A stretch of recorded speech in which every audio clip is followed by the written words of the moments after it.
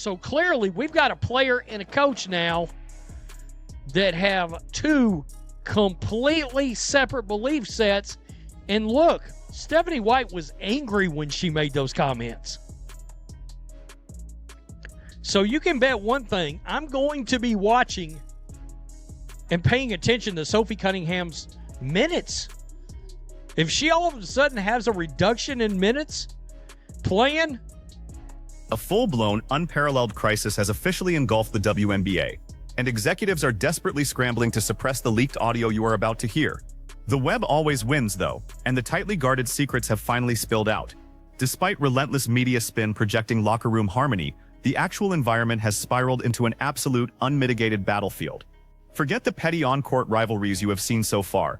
They pale in comparison to the pure explosive pandemonium unfolding right now. We recently uncovered the shocking details of a catastrophic behind-the-scenes confrontation that has fractured the Indiana franchise to its core. At the heart of this storm is Sophie Cunningham, who boldly crossed lines nobody else dared to touch, pushing her head coach to the brink of insanity and causing a generational icon to reach her boiling point.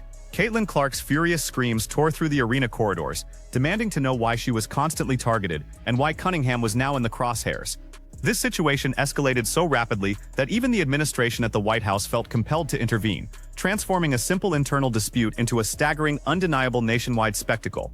Settle in, because Stephanie White just triggered the most devastating blunder in women's basketball history. To comprehend how this toxic warfare started, we need to examine the catalyst. Cunningham is legendary for her unapologetic toughness, refusing to yield to opponents or the league's underlying political games. While seasoned athletes whined about travel accommodations on various shows, she seized the narrative to champion the protection of female athletics, delivering a stark, controversial reality check that her peers were too frightened to voice. She stood firmly resolute, demanding fundamental integrity and honor for the pioneers of the sport. Sophie Cunningham says, the article says, you say she's a MAGA Barbie. As some corners of the internet have taken to calling her, projection, she says, because of what she looks like and where she's from. She'll weigh in on how to, quote, protect women's sports, she says, because she's in that world and feels qualified to speak to that world. Quote, I got a lot of negative feedback about me hating trans, and I'm like, I never once said that, she says. I think that I'm here to extend love, but I also think with that love is truth, being honest.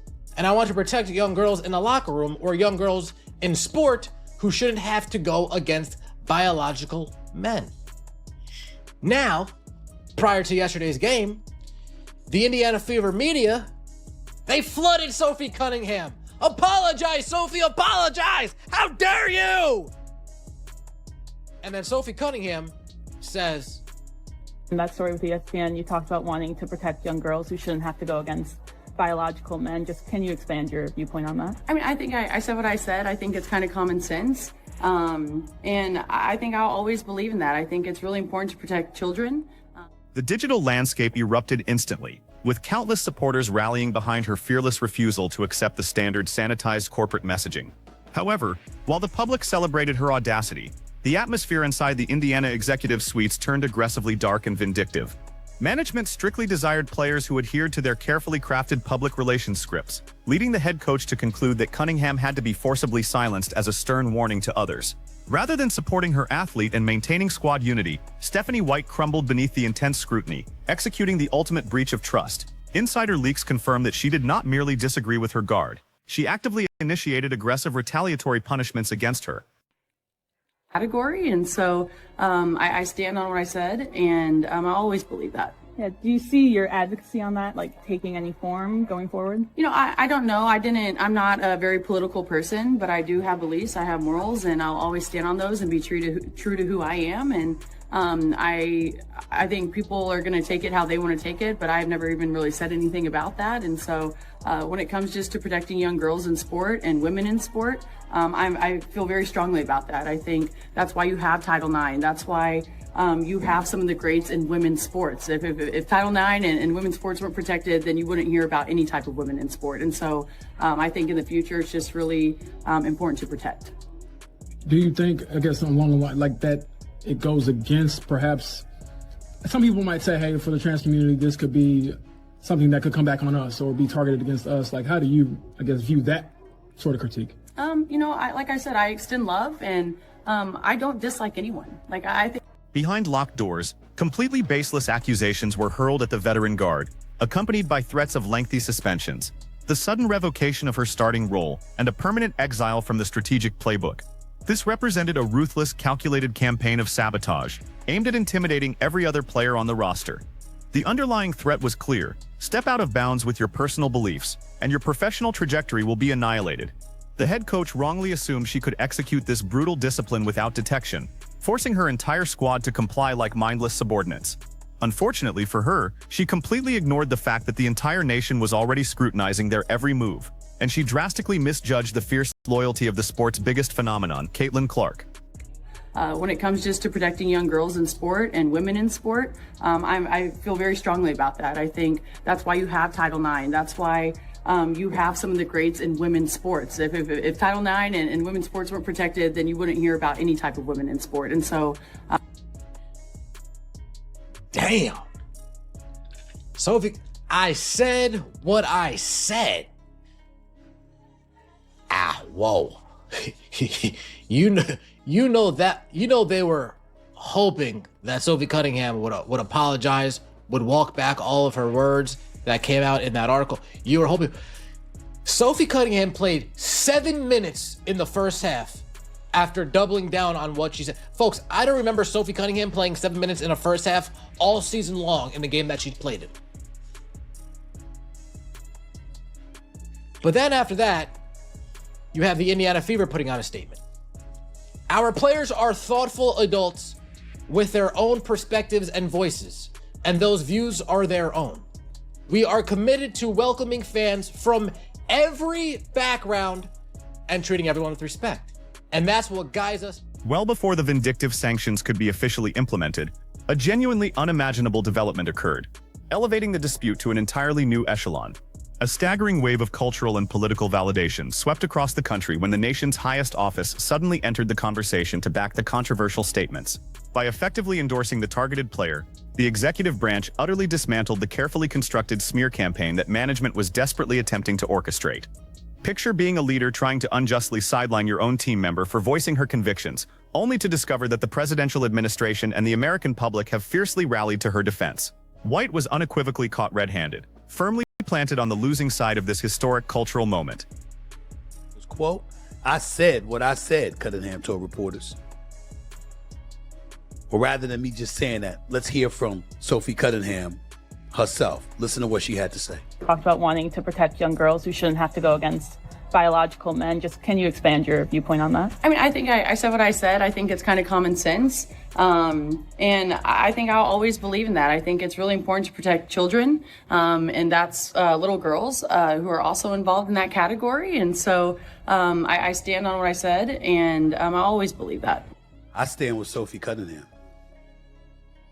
I stand with Riley Gaines. I stand with them both. I have 2 daughters. They don't participate in sports, but if they did, that would be my position. And I think it's important to emphasize what Sophie Cunningham said a bit further. She said, I think I'll always believe that. I think it's really important to protect children and that little girls who are also involved in that category. So I stand on what I said, and I will always believe that. She claims she's not a political person, but she does have morals and beliefs, and she will always stay true to them. When asked if her stance could negatively impact the trans community, Cunningham said she's not speaking out of hate. She doesn't dislike anyone. She says, quote, I think there is room for absolutely everyone here, and I think there's room to love everyone. I truly think when you get people in the same room and you have conversations, you actually have a lot in common with a lot of people. I'm there to love, but I'm also there to love biological women, and I think that there are rights that need to be protected. And like I said, I'm going to stand true to that. I'll never falter in my beliefs in that, but I have never once said I hated the trans community. Like I said, I think there's space for everyone. Predictably, the organization's communications team plunged into sheer panic, hastily drafting a chaotic, desperate retraction to mitigate the fallout, yet the destruction was irreversible. All coaching authority instantly vanished, team trust completely evaporated, and in that precise window of instability, Clark finally unleashed her pent-up fury. The rookie sensation had silently endured a relentless barrage of mistreatment all year long, absorbing brutal physical fouls, weathering deeply resentful media comments from envious veterans, and navigating a staff that actively marginalized her on the offensive end. However, watching her mentor attempt to systematically ruin a teammate for merely speaking her truth became the ultimate breaking point that pushed her over the edge. Huh. Sneakers on today. Before we start with questions, I just want to address, what's going on with AT. I think first and foremost, it's to protect our players. We've got to continue to support our players in our league. We get to play a basketball game. And AT was exactly right. Like, we get to play a basketball game. And yes, that's going to come with criticism. Yes, that's going to come with fans and the love-hate relationship that they have with players and teams. That is going to come. But it's not hard to not be a jerk. And if you are one of these people that are online doing this, do not call yourself a WNBA fan. Our league is about inclusiveness. Our league is about inclusiveness. Do not call yourself a WNBA fan. Our league is about inclusiveness. Our league is about competition. Our league is about competition. Our league is about elevating. Our league is about elevating. Elevating women. Elevating women. Elevating marginalized communities. Elevating marginalized communities. Including and being inclusive of all different walks of life. Being inclusive of all different walks of life. That is what our league has always been about from day one. That is what our league will continue to be about. And we will continue to compete at a high level, hold ourselves to a higher standard, continue to be on the forefront of social norms, and we will continue to support one another collectively as a league. Players, coaches, staff, support staff, everyone. We're about elevating. We are not about demeaning, demanding. We are not about continuing this narrative. And it's just absolutely. The clandestine recording from the dressing room remains incredibly haunting, as the rookie completely obliterated her superior's authority. Onlookers described how she aggressively shoved her locker shut and went utterly ballistic, her voice rattling the walls as she challenged the incessant efforts to suppress her own potential before shifting focus to the attack on her teammate. Declaring an immediate end to the psychological warfare, she vividly exposed the deep-seated jealousy and internal sabotage that had plagued the organization for months. By establishing an impenetrable bond with the embattled veteran, she orchestrated an unprecedented rebellion against the coaching staff. The message to the front office was unmistakable. Attempting to penalize one means you must simultaneously suspend the primary financial engine of the entire association. This staggering demonstration of dominant leadership completely immobilized the team's brass and left the league commissioner entirely paralyzed. That was fired for sexual harassment. Breonna Turner made us all aware of that earlier this morning, late last night.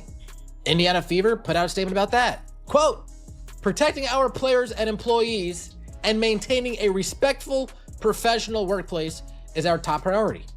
Our policy is to take concerns seriously, investigate thoroughly, and act promptly when appropriate to protect the people in our organization and ensure everyone is treated with professionalism and respect. Fostering trust and safety in that process means we do not comment on personnel matters involving former employees. Now, I'm not sure what people were expecting the Indiana Fever to say. I guess they wanted names. They wanted allegations. Now, this is the thing. If we get a name on who allegedly was getting harassed, well, then the person who was doing the harassing now will feel inclined to speak up and give their side of the story. And the truth lies somewhere in the middle. There's one side, there's another side, and then there's the truth. So what Breonna Turner has done, she's opened up a whole can of worms. Because I'm seeing people speculate, oh, it was this person, oh, it was that person. Well, this person or that person comes forward and says, I was the one that got da-da-da-da-da, and these were and this is what happened to me, and da-da-da-da-da. Well, that person that did it will probably have to feel emboldened to protect their name.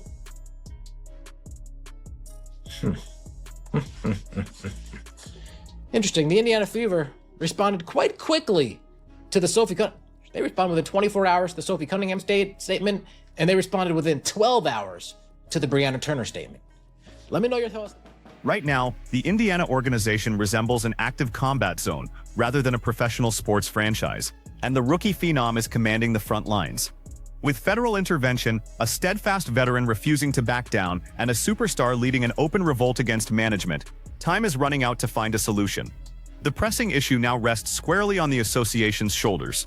Will the ownership group finally make the necessary move and terminate their head coach to salvage the organization's future, or will this internal conflict completely dismantle their championship aspirations right on the eve of the postseason? I am eager to hear your genuine, unfiltered perspectives on this massive controversy, so flood the comment section below with your thoughts. If you support this powerful player alliance, crush the like button, subscribe for more explosive inside scoops, and I will catch you in the next breakdown.